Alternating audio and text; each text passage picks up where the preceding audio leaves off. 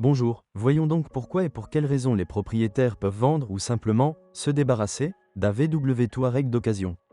Permettez-moi de commencer par le fait que tout peut sortir d'une prime allemande périmée. Pour une prime européenne de plus de 10 ans, c'est normal. Si vous lisez les avis des propriétaires Touareg, vous constaterez une activation spontanée du même blocage de différentiel arrière, des fuites d'antigel et des problèmes électriques locaux. Mais les Touareg de première génération présentent plusieurs inconvénients communs. Premièrement, la pompe à carburant haute pression des voitures diesel. Il est exigeant sur la qualité du carburant diesel, notamment sur l'indice de cétane, au moins 51 RQI. Sinon, il ne vivra pas longtemps. Et la conduite systématique avec du carburant diesel de mauvaise qualité implique non seulement le remplacement de la pompe d'injection de carburant, mais également du collecteur d'admission. Cela est particulièrement vrai pour les voitures restylées produites en 2008.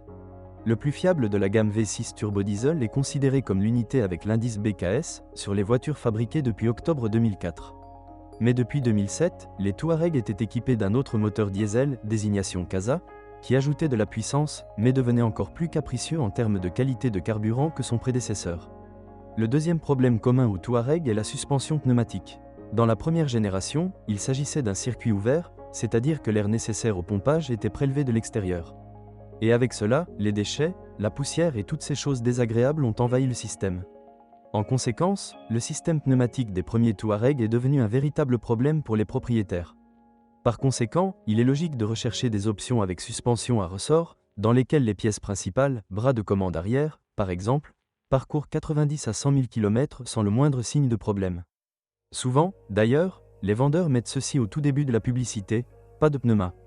Regardez là. Troisièmement, le Touareg i peut présenter une mauvaise surprise du côté de la boîte de vitesse. Il est nécessaire de surveiller l'état du corps de soupape après 100 000 km et il est conseillé de faire du changement d'huile de transmission une tradition annuelle. Le premier, Touareg, est un Allemand typique de la nouvelle vague, technologiquement avancé, confortable, coûteux à réaliser, de grande qualité au début, mais fragile et éphémère. Surtout si c'était entre de mauvaises mains. Surtout si ce n'est dans un seul. La part du lion des problèmes avec les Touareg est associée à un service incompétent et à une propriété mesquine en général.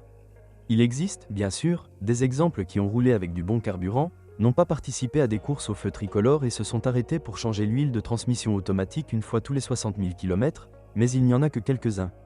Votre tâche consiste à trouver le même diamant taillé, mais non griffé, avec un historique d'exploitation impeccable. Et ce n'est pas facile à trouver.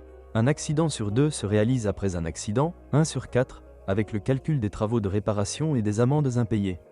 Même si le Touareg que vous aimez passe un contrôle très approfondi et minutieux, je ne recommanderais pas de l'acheter.